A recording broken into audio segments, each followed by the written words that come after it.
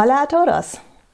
The new year has just started, and this is typical time for New Year resolutions or goals, be it in organizations or as an individual. So I thought I'd take the opportunity to talk about goals. I don't know about you, but especially in corporate contexts, I often find goals are set up very readily at the beginning of the year or at some other time. But often there just seem to be decorations, so nobody seems to really care about whether they're really achieved, or they can be pretty frustrating. So let's take some time to think about what are good ways to formulate goals so that you really get what you actually want, what you intended to get. First of all, why do we have goals in the first place?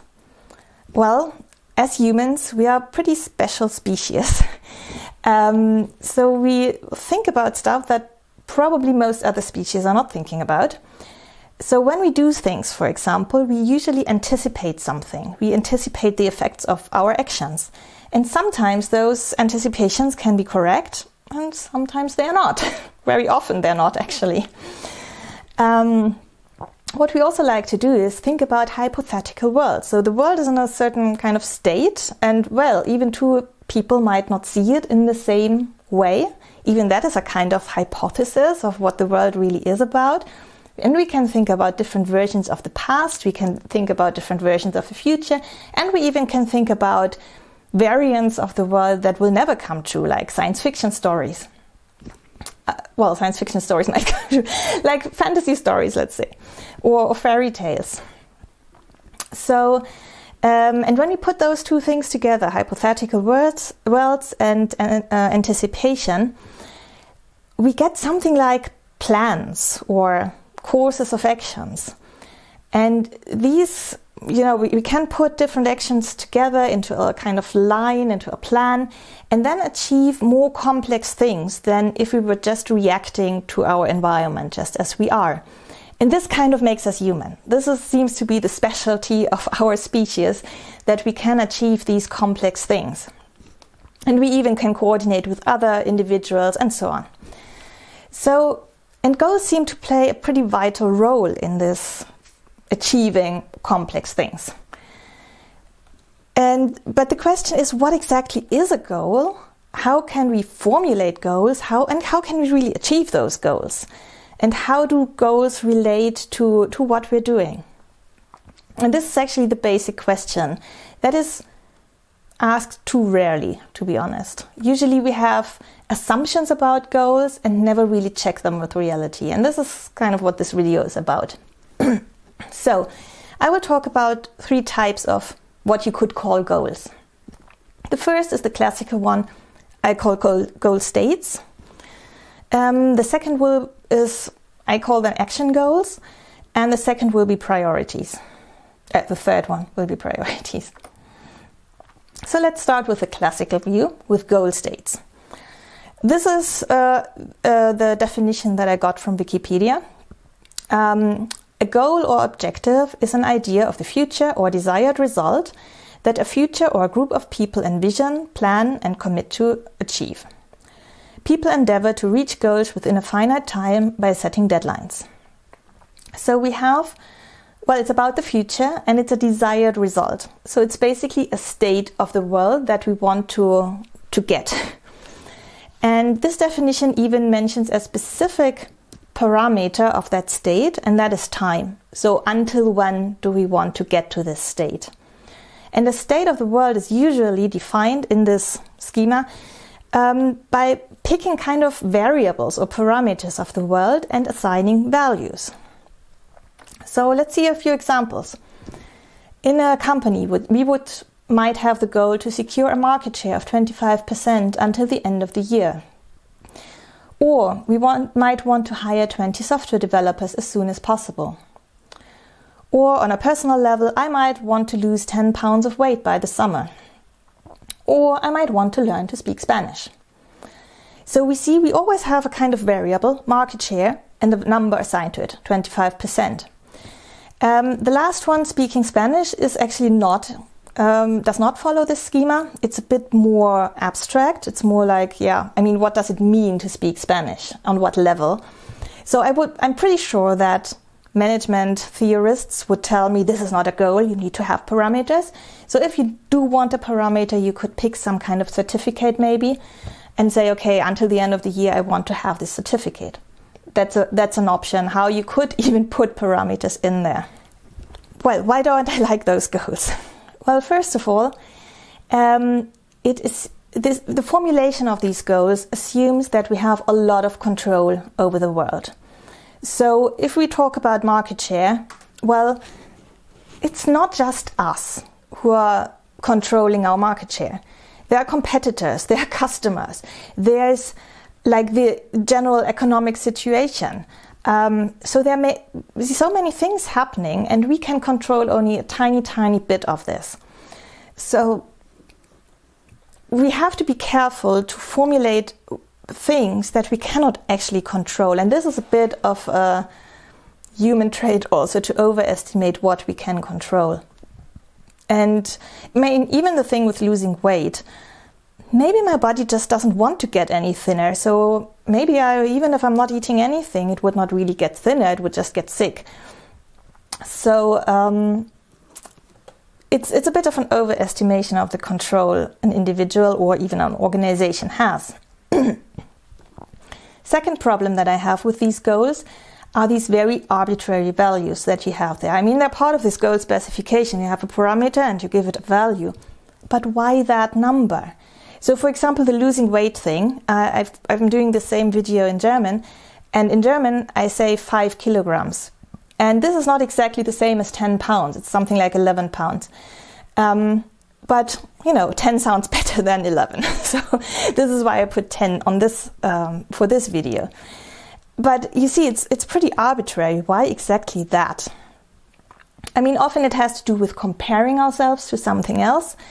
But still, why? Why do we have to be better than our neighbor?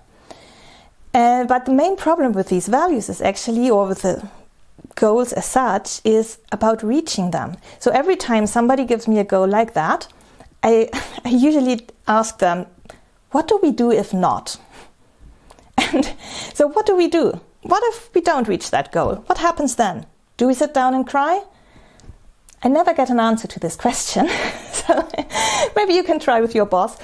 But I always wonder, what if not? This is the one thing. But in fact, the other question, maybe even worse, what if we do? What if we reach those goals? What if we get our 25% market share? Do we all stop for the year and go on a vacation trip or something? What happens if? Wouldn't 30% market share not be better than 25? So why this number? It can actually even hold us back. So why put up a number if both ways of achieving if we achieve them, we're not really satisfied, or it doesn't really help us. And if we don't achieve them, we cannot do anything about it anyway. And then what you also get with these number things is that you often, not always, but very often get adverse effects. Anytime we put up a number, we can manipulate it. Sometimes it's conscious, sometimes it's even unconscious. So, for example, when I try to lose 10 pounds, maybe I'm hurting myself with that. So maybe it's not healthy for me. So just because I wanted to reach those ridiculous 10 pounds, maybe my goal should be more like living in a healthy way, living in a way that I feel well. It doesn't have, why those 10 pounds in the first place? Or also in corporate settings, this is a classic. I mean, often you get paid or promoted by reaching or not reaching your goal. And if you have these arbitrary numbers, people find ways to directly or indirectly manipulate those numbers. So if we want our market share of 25%, we might be then willing to do things that, do somehow increase the market share, but maybe ruin the rest of the company in some way.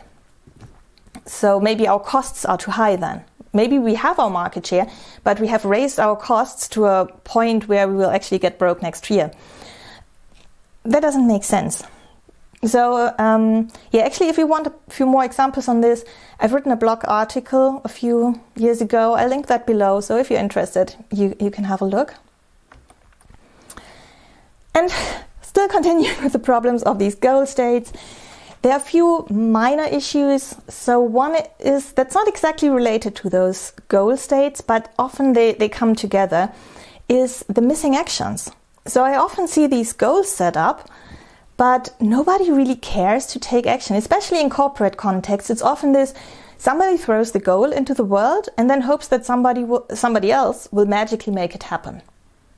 No, it doesn't happen magically, I can promise that. So the real hard part is to think about how to get there, what we have to do. And this is often forgotten. And also, I feel that this idea that we have to do something is not really present when setting up the goals. So the goals are isolated. But the point is, when we really want to do something about them and to really achieve them, we have to make choices.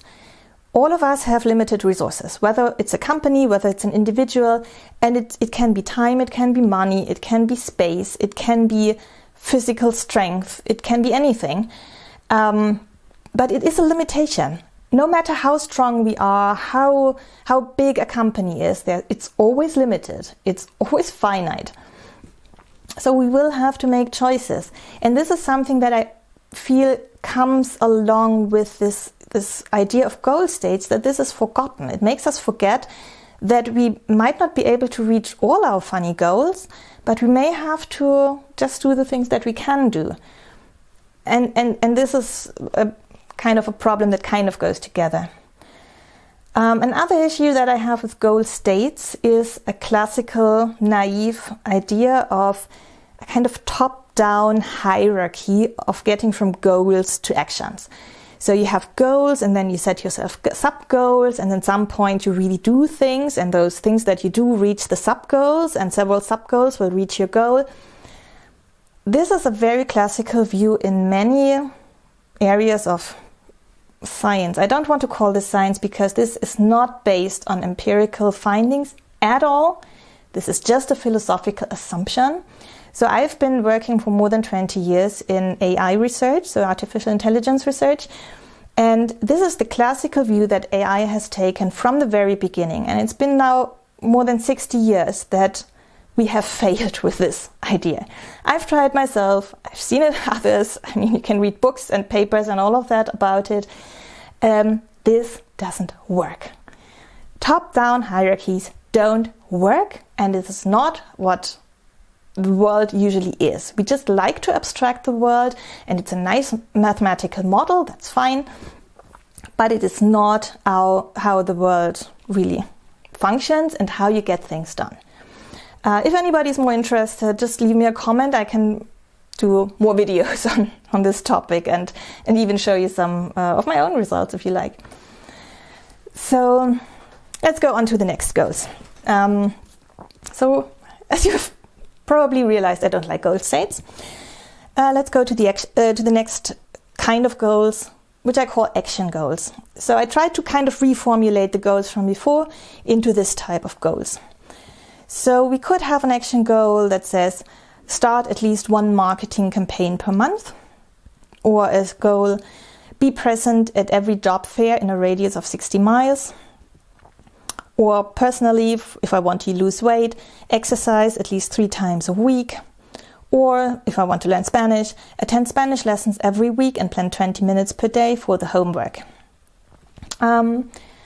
These goals are much more specific. So they are really specific actions. You can even argue, is this a goal or isn't it just an action? Because honestly, what keeps you from doing that? You can just do it. So in a way, these goals include a certain uncertainty, kind of uncertainty of whether you're really willing to do that in the situation later. So I mean, exercising 3 times a week, yeah, I mean, I just have to do it. But when I take that together with the Spanish lessons, maybe I don't even have the time to do all of that. That's a different issue.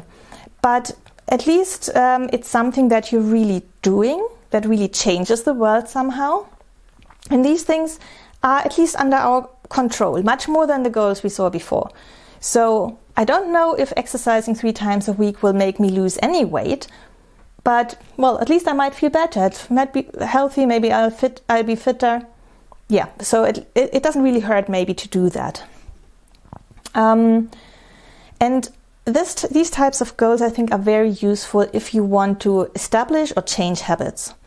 So, for example, when I took my very first yoga class, it was honestly the most boring hour I've spent in my life. And so I was not really willing to do yoga, but I realized that it was really good for my back. It was really healthy. It really helped me. So I set up a goal like that, like going to yoga class every week. And after a while, I started to like it. So now I don't have to set up those goals. I just do it when I feel like it. So for this kind of, getting into a kind of habit, it can be very useful. Those goals still contain a few very arbitrary parameters. I don't think they're quite as bad as the one that we saw before, but they're still arbitrary. The main problem with those goals is, I think, that they're pretty unflexible and they allocate your resources already. So I've talked about the resources before. So in this case, it's mostly time in those examples. When I have 3 times exercising a week plus Spanish lessons plus homework, I may not have a lot of choice what else to do in my free time because there may not be much free time left.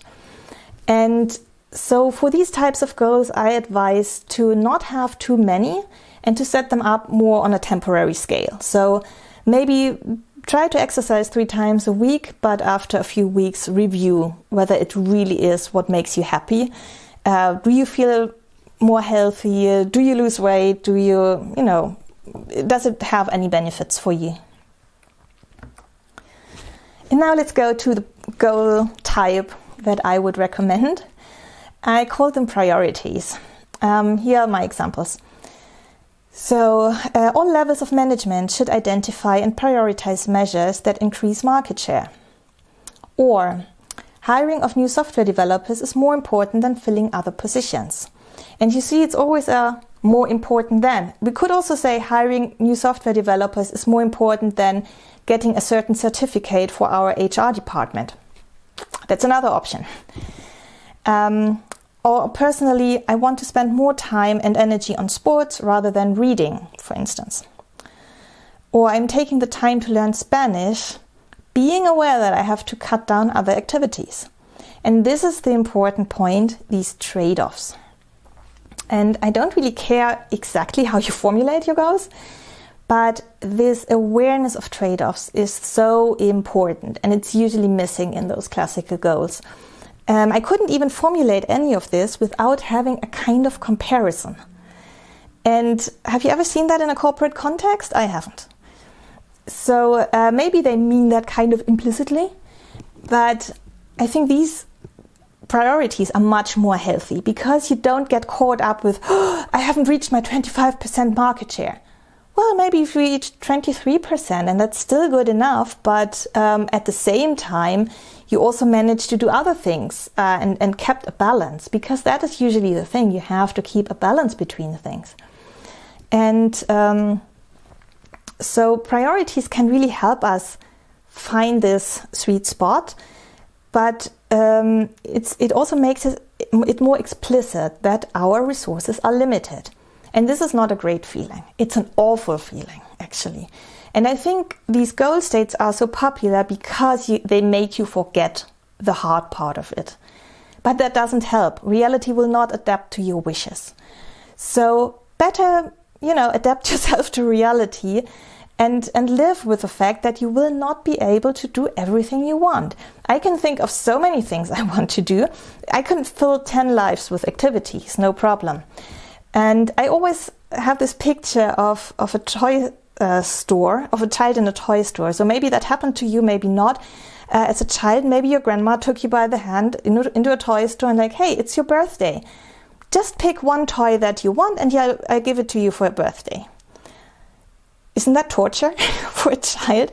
You're in a toy store, there are like 5,000 toys around you and you want every single toy, but you have to choose one. And I feel like being in this toy store every single day of my life. There are so many opportunities what I could do. Yeah, I could I would love to learn 10 languages. I would love to read more books. I would love to do more sports or try different types of sports. This is all something I would love to do, but I simply have to accept the fact that my time and also my my strength is limited. So I have to go with the things that are most important to me. And yeah, so this is really, and if it's hard for you to decide which either priority is more important for you or also which specific action, go with pairwise comparisons. Like if you have 10 things on your mind, go for the first two. Okay, which is more important? Learning Spanish or losing weight? Which of the one is the thing that I think makes me more happy? And then you can really get through all your activities and get your priorities straight.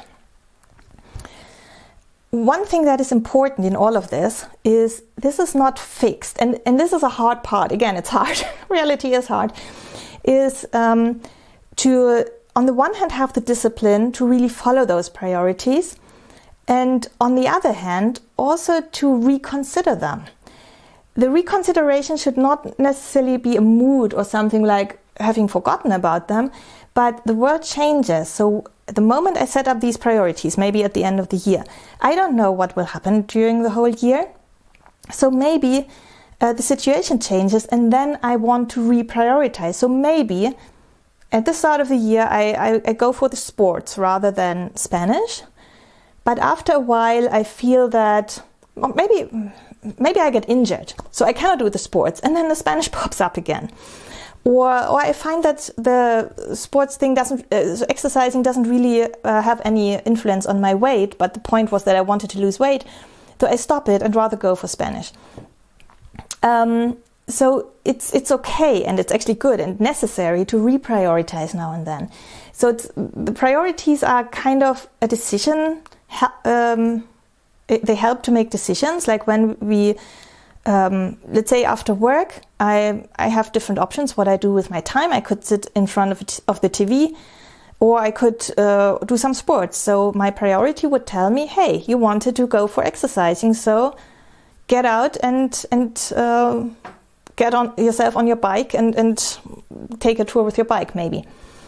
So these are decision rules, but at the same time, and this is what makes it difficult, we also have to see them as something that should change and to observe how they develop and whether they serve us or whether something else gets more important. And this is also actually interesting when you think about these numbers that we had in the goal states. So let's say we want to go for the market share, and we had set up 25%. So we could actually use this number and say, hey, when we've reached our market share, then we can deprioritize this and something else gets more higher priority. But we can also see this as more flexible to see, hey, what is our biggest problem? And maybe at the beginning of the year, we feel that the market share is our major problem. But during the year, we might increase our market share, maybe not to 25%, but to a reasonable level. But at the same time, we feel then that maybe our cost structure has gotten more problematic. So we should shift our attention to the cost thing. So we can measure things, by the way. I have no problem with measuring, but we have to interpret the numbers wisely and not rigidly like, I said 25% at the beginning of the year, so I want my 25%. That doesn't make sense. We have one issue with priorities, actually with all those goals, and this is forgetting. So in a certain situation, you might actually want to forget even your priority. Maybe after work, I don't feel like exercising. Maybe I do want to sit down and just watch TV. But often it's really just that we don't think about it. We don't have it in our mind all the time. So it does make sense to write these things down. By the way, this is the todoListo channel. This is why in todoListo we have categories. This is exactly the point to remind us of what were the big topics that we wanted to follow along. That doesn't mean that we can only do those things or that everything we do has to fit into those categories. But we have an orientation and a reminder of what we thought was important to us. We can change this, but at least we don't forget it. So, altogether, I've shown you these types of of goals, and I don't actually care what you call goals or how you formulate them, because often when I come with my priorities and people tell me, I just mean, when I say goal, I mean your priorities. But that's not the point. It's not about how you call it or whether you have numbers in them or not. It's more the mindset. And I think these goal states show very clearly a very naive mindset about how the world works. It assumes a lot of control over what's happening around it. And this is simply not true. This is true, by the way, in math books. And it's also true in things that are, well, close to math books. Things that we know very well, things that we've done a lot of times, or that we have understood very well. Then we do have a certain control and can make predictions, but this is really rare in real life. So let's just live with the fact that the world evolves also without us. We can influence it a little bit, but there are limits to this. And never forget the actions. So we always have this interaction between things we do and things we, what I call prioritize, or goals, if you want to call them that. This interaction of a more abstract view of what we want, where we want to get, and the things we really do. And actually goals are something that develop. So there's this actually pretty old now concept of wicked problems by Rittel and Weber. There's a paper from 1973 where they describe this in the context of like public decisions, like building an airport or something. But what they describe is true also on a personal level. It's true for corporate levels.